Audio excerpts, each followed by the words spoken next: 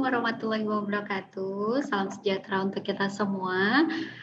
Kembali lagi bersama kita semua di sini dalam kegiatan podcast pengadaan, klinik pengadaan gitu ya. Tema kita hari ini adalah pemaketan.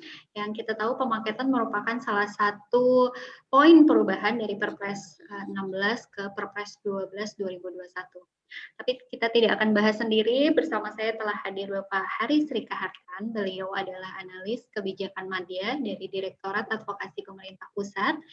Selamat pagi Pak Hari, apa kabar? Ya, selamat pagi Mbak Tika. Alhamdulillah sehat ya. Mbak Tika juga sehat ya? Alhamdulillah Pak. Terima kasih banyak Pak sudah mau bergabung bersama kita di sini. Dalam bincang-bincang terkait pemaketan nih Pak, tema kita hari ini gitu ya. Tadi sudah saya sampaikan bahwa pemaketan kan salah satu poin perubahan nih Pak. Mungkin perlu kembali kita diskusikan gitu ya Pak ya. Pemaketan ini menjadi satu topik yang menarik untuk dibahas karena LKPP masih menerima banyak gitu ya Pak ya, banyak pertanyaan terkait pemaketan ini. Nah, kalau kita mau bahas satu persatu nih Pak, kita bahas yang pertama ya Pak ya. Ini ada CV Bahagia nih Pak. CV Bahagia ini mengikuti tender pada salah satu satker kementerian gitu ya. Nah, CV Bahagia ini mengikuti pengadaan dan pelatihan software keamanan dari bendungan gitu Pak. Nah, tender ini dengan nilai HPS, dengan nilai pagu anggaran sebesar 3,1 miliar. Persyaratan kualifikasi yang dipersyaratkan oleh Pokjanya adalah kualifikasi usaha non kecil. Tender ini nih sepertinya dilaksanakan pada masa peralihan nih Pak, antara Perpres 16 ke Perpres 12 gitu ya, sekitar bulan Maret. CV Bahagia ini Pak digugurkan karena tidak menyampaikan laporan keuangan yang telah diaudit sebagaimana yang dipersyaratkan dalam LDK. Nah, sebelum kita bahas terkait persyaratan laporan keuangan yang telah diaudit sebagai dasar penggugurannya nih Pak, kita bahas dulu nih terkait ketentuan di Perpres 16 yang dengan nilai pengadaan 2,5 miliar ini kan diperuntukkan bagi usaha kecil, namun dikecualikan apabila pekerjaan tersebut membutuhkan kemampuan teknis, jadi usaha non kecil pun boleh ikut. Nah, CV Bahagia ini menafsirkan kalau yang kecil boleh ikut ke yang kualifikasi kecil, tentu yang kecil juga boleh dong ikut ke yang non kecil gitu. Nah, sebenarnya menafsirkan pasal ini tuh seperti apa sih Pak? Gitu. Oke, baik Mbak Tika. Panjang ya ternyata ceritanya ya Mbak Tika ya. Panjang ceritanya Pak. Ya, oke. Jadi begini Mbak Tika dan Bapak Ibu sekalian ya, pendengar podcast klinik pengadaan gitu ya.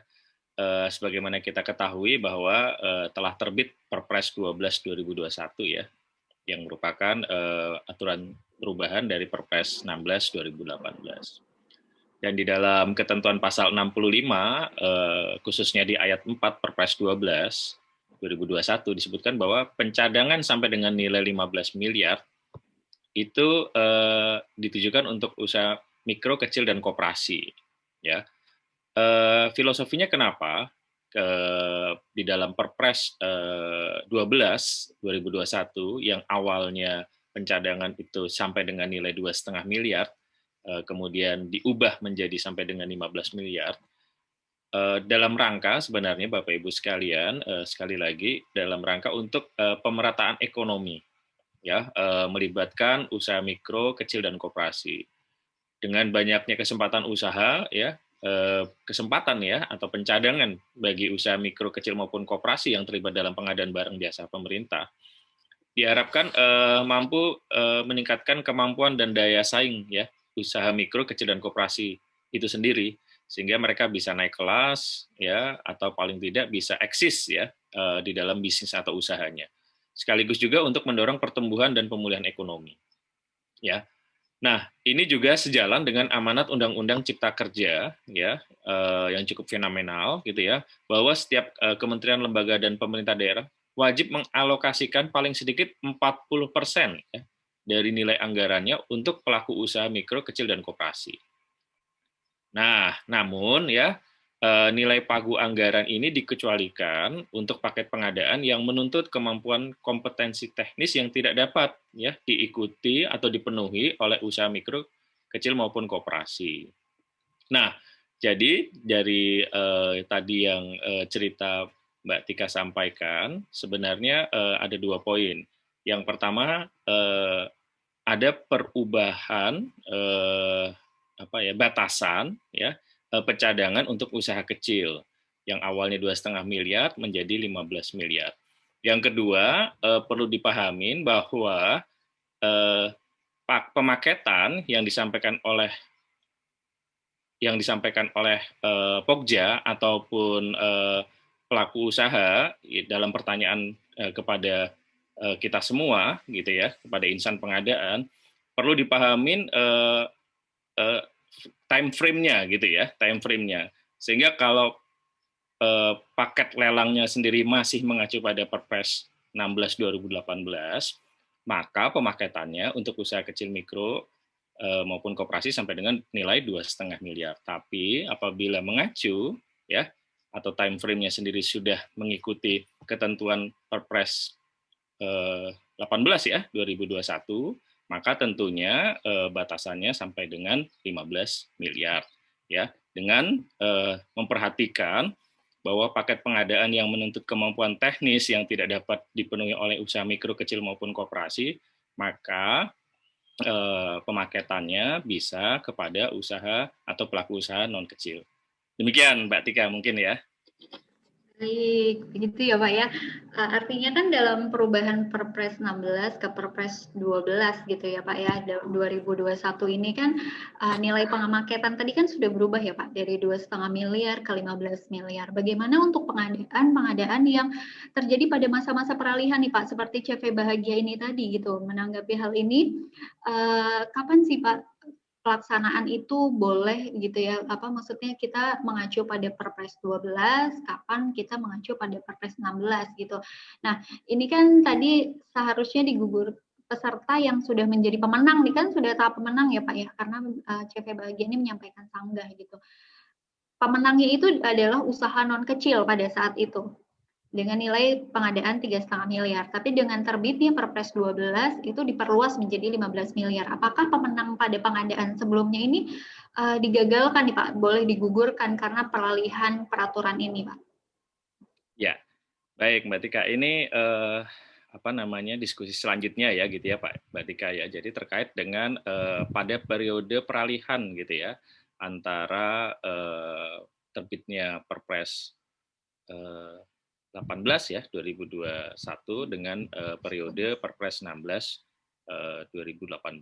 Nah, terkait hal tersebut tentunya kita bisa mengacu ya pada ketentuan peralihan ya yang sudah dituangkan juga ya di dalam peraturan peralihan Perpres 12 2021 pasal angka 2 Romawi ya, di mana disebutkan bahwa pada saat peraturan presiden ini mulai berlaku ya, pengadaan pekerjaan konstruksi tetap dilaksanakan mengacu kepada Peraturan Menteri PUPR nomor 14 tahun 2020 ya. Kemudian terkait dengan pengadaan lainnya ya, pengadaan barang contohnya ya, dapat mengacu pada Surat Edaran Kepala LKPP nomor 1 tahun 2021 di mana proses pengadaan barang jasa yang sedang dilaksanakan ya tetap dilanjutkan dengan berpedoman pada peraturan LKPP nomor 9 tahun 2018 ya. Namun ya saat ini dengan telah terbitnya ya pada saat ini ya pada podcast ini dibuat pada bulan Juli 2021 ya telah terbit ya peraturan LKPP nomor 12 tahun 2021 tentang pedoman pengadaan barang atau jasa melalui penyedia yang dapat menjadi pedoman pelaksanaan tender, seleksi, pengadaan barang jasa ke depan. Mungkin demikian Mbak Tika penjelasannya. Baik, Pak Hari. Artinya kalau boleh saya simpulkan ya Pak, bahwa ketentuan tentang pemaketan yang sampai dengan 15 miliar ini kan diperuntukkan bagi usaha kecil, mikro, kecil, dan koperasi gitu ya. Seperti yang tadi filosofinya sudah Bapak sampaikan di awal. Namun tetap dikecualikan bagi paket pekerjaan yang menuntut kemampuan teknis yang tidak dapat dipenuhi oleh usaha kecil, mikro gitu ya, dan koperasi gitu. Nah, terkait bagaimana perlakuan bagi usaha mikro, kecil, dan koperasi yang mengikuti tender atau seleksi untuk usaha dengan kualifikasi non kecil ini akan kita bahas pada podcast berikutnya aja ya Pak ya. Boleh. Sobat kredibel di luaran sana penasaran gitu ya, bagaimana perlakuan, boleh nggak sih yang kecil ikut yang non kecil atau yang non kecil ikut yang kecil, dan bagaimana perlakuan pemakitannya, kita akan bahas pada podcast berikutnya. Baik. Gitu ya, menarik sekali Pak Hari pembahasan kita pada season kali ini gitu ya. Terima kasih banyak sudah mau bergabung bersama kami, meluangkan waktunya untuk podcast Klinik Pengadaan. Semoga apa yang kita diskusikan ini dapat bermanfaat bagi sobat kredibel di luaran sana gitu ya, teman-teman pelaku pengadaan yang berinteraksi secara langsung gitu ya terhadap paket-paket pekerjaan di kementerian, lembaga, dan pemerintah daerahnya masing-masing gitu ya. Ada closing statement dari Pak Hari atau sudah cukup? Saya rasa sudah tadi disimpulkan dengan sangat clear gitu ya oleh Mbak Tika. Saya harap teman-teman ya sobat kredibel bisa mempelajari lebih lanjut ya ketentuan-ketentuan sebagaimana yang telah ditetapkan dalam peraturan LKPP, khususnya peraturan LKPP yang terbit pada tahun 2021. Rasanya demikian Mbak Tika. Baik, terima kasih Pak Hari. Demikian podcast kita pada kali ini gitu ya. Semoga sobat kredibel dapat mengikuti podcast-podcast kita berikutnya dengan menekan tombol lonceng, dan juga jangan lupa untuk like, komen, dan subscribe gitu ya untuk channel ini. Dan sobat kredibel juga bisa memberikan komentar nih, podcast-podcast apa, tema-tema apa ke depannya yang akan kita bahas. Baik, saya akhiri. Terima kasih banyak. Mohon maaf apabila ada kesalahan. Sampai jumpa pada podcast berikutnya. Terima kasih. Terima kasih.